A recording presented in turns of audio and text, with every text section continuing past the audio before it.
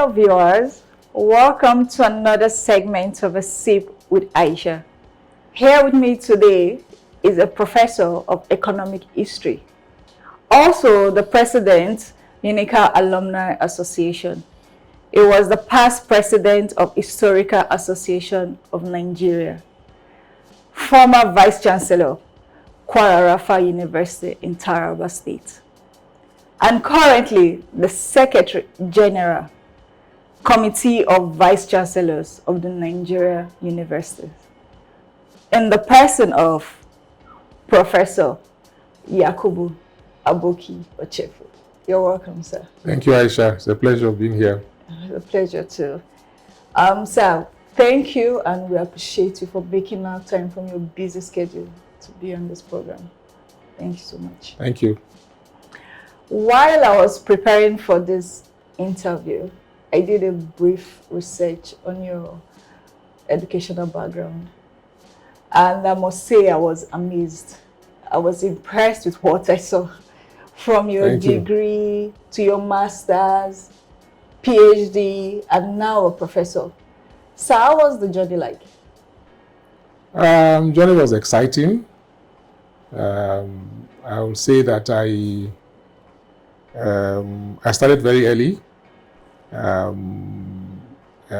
in my alma mater at the University of Calabar. So it was a place where I have very fond memories of, where I first started working my life, where I met a lot of people, very good people who mentored me, gave me the right mentorship, taught me how to work hard, taught me how to multitask, and taught me how to be creative. And these are all the things that I've put together in my career over the last 35 years. Wow, impressive. Thank you. I'm really inspired. Right. It's I like to mentor people as well. And most of my mentees, I tell them that hard work never killed anybody. Okay. Daring to be different also doesn't kill anybody. Being adventurous and being creative are all things that if you put together, you get to write your own small footprint as far as our world is concerned. That's true. Okay, so I don't mind having you as one of my mentors as well. Anytime. So I know we just came out from pandemic, the lockdown. How would you say the Nigerian economy was affected during the pandemic? Very badly. As you know, our economic base is very narrow. In the last 10 years, our government has been trying to broaden the economic base. But if you look at it from the perspective of where government gets the bulk of its money from, there are two major sources. Revenues from rent that is generated from oil and taxes that are paid by workers and business people in Nigeria. And what the pandemic did, as it did to the rest of the globe, was to shrink economic activities. And if you take a hotel, for example, if you don't have guests coming to your hotel, the amount of tax that you pay, sales tax and stuff like that, will decrease. So we've seen massive shrinking in government revenues. And then, of course, because people have not been moving up and down transportation as a result of the lockdown, it also has impacted on the sale of oil. So both have affected the economy very badly. And so we're not surprised to see that things are really very difficult for a lot of people in Nigeria, as in other parts of the world. True. So can you chip in one or two ideas of what the government can do to recover from this pandemic?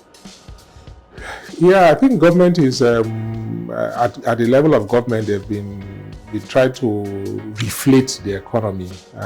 What most governments do historically when you have a major crisis like this is to pump money into the economy so that economic activities can be boosted, and it's just that the commanding, the way government is currently structured, the federal structure of government is such that you sit in Abuja here, you want to determine what happens in the little village in Edo State, And by the time the 1,000 naira moves from Abuja, when it gets to Edo State, it's probably about 20 naira that is left, which is not very helpful.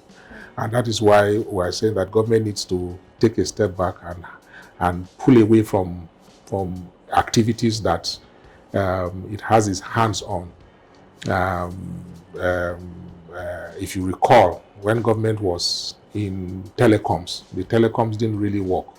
But the moment government pulled away, the telecoms industry exploded. When government was in media, the media didn't really work. When government pulled away, media exploded.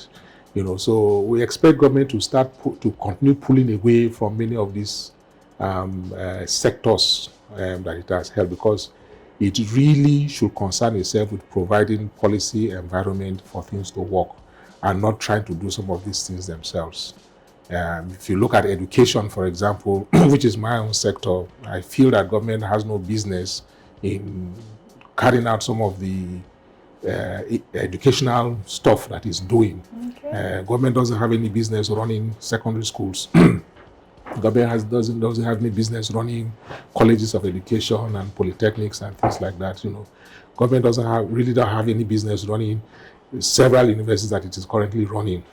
So they need to pull back and say, okay, we will function better as an intervention, as a policy and intervention agency, agencies, and not go and dirty our hands in implementing some of these things that they are currently doing. So that's my own take. But by and large, I think the efforts at pumping money into the economy, trying to grow certain sectors of the economy, like real estate, like the real sector, like agriculture, very important.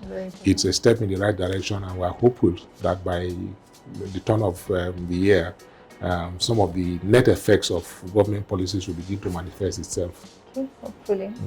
Thank you for that information, and I hope our government will put that to consideration. Well, it's a long line of between what we say here yes. And how it is processed by the people who take direct authorities. Okay. And there's usually a long chain, and who knows, somebody out there will hear and say, there's a point, and some action will be taken. Hopefully, sir. Yes, sir. The CVC, which is the Committee of Vice Chancellors of Nigerian Universities, was established in October 1962. Yes. What has been its pros and cons over the years? Yes. A lot of people don't really know what the Committee of Vice Chancellors stands for. And like you rightly pointed out, it's a 58-year-old organization. And it was promoted by the first 5 Vice Chancellors of Nigerian universities, 2 federal universities and 3 regional universities.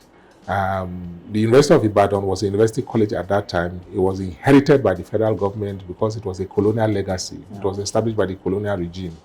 The University of Lagos was the first university that the federal government of Nigeria established after independence by the Federal Ministry of Education. And then University of Nigeria Nsukka was established by the Eastern Regional Government as the first full-fledged university in Nigeria, as it were, at independence 1960. And then University of Ife was established by the Western Regional Government. And then what is now your Southwest Geopolitical Zone. And then Ahmed Bello University was established by the Northern Regional Government, where it's now your 19 northern states. So that was how those vice chancellors came together and say, we will have common challenges. We will have ideas, best practice that we can share amongst ourselves.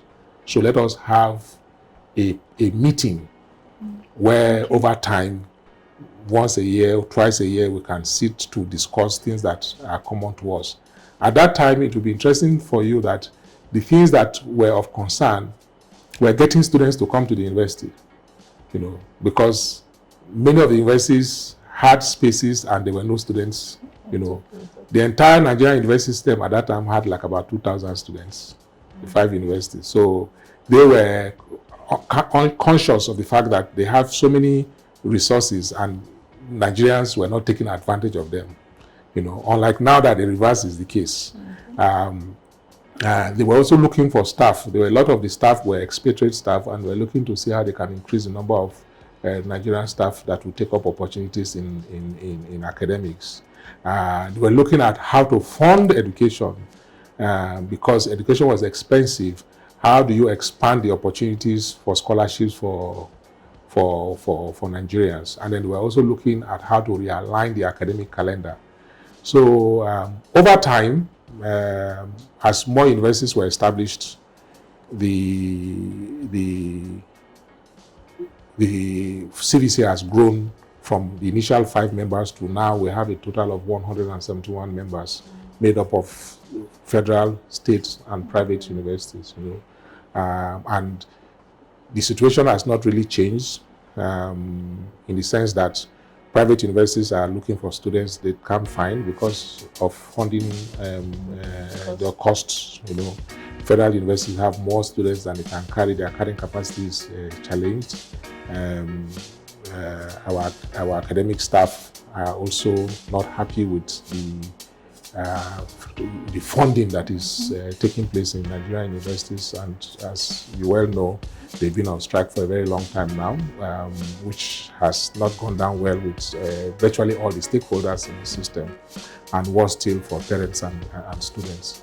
So, CVC has been there to provide a clearinghouse, a platform. It's a membership-based organization for leadership of universities, of Nigerian universities, and the Secretariat manages, provides the support services for vice chancellors to sit down, to engage amongst themselves, share best practice, engage with international partners, engage with international funders, and look at policies and projects that will be useful to Nigerian universities that you may know, I may not know, and then we'll now put that information on their platform, and then they can share, say, yes, this is good for us, this is not good for us, and things like that.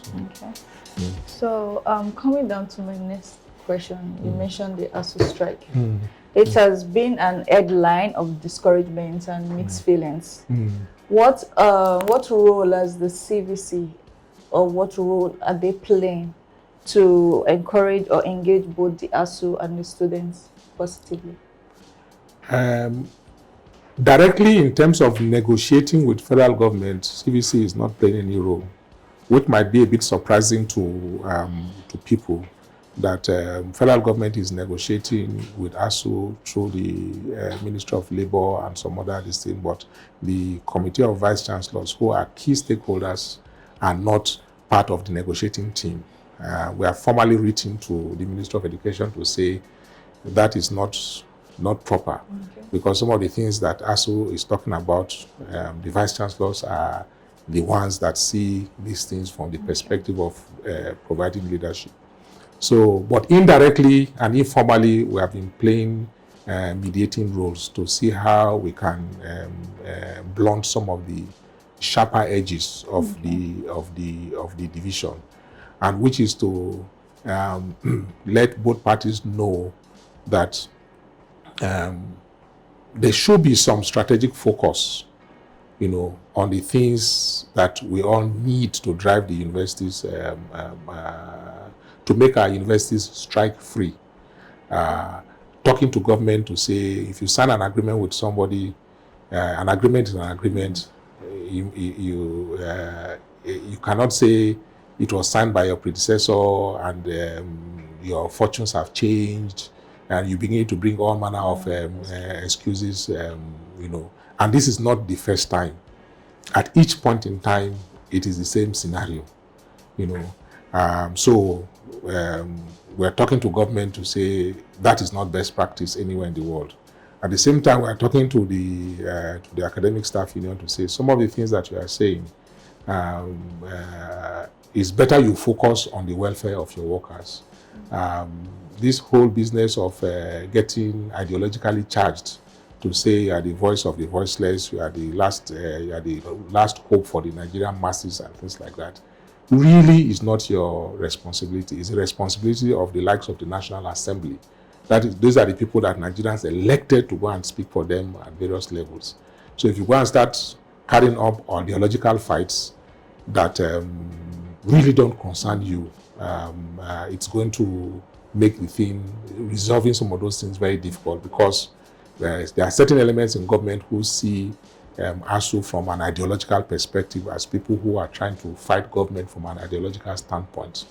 And even so, ASU has a case to press for better conditions of service and working environment for his staff and for the students, but at some point, you should direct that fight to people to people in the National Assembly so that they can vote more money for education, and not hold the system hostage to press for your own demands. Okay. It is true, and I agree entirely that at the level of the National Assembly, they don't seem to understand the argument that education needs to be funded extensively.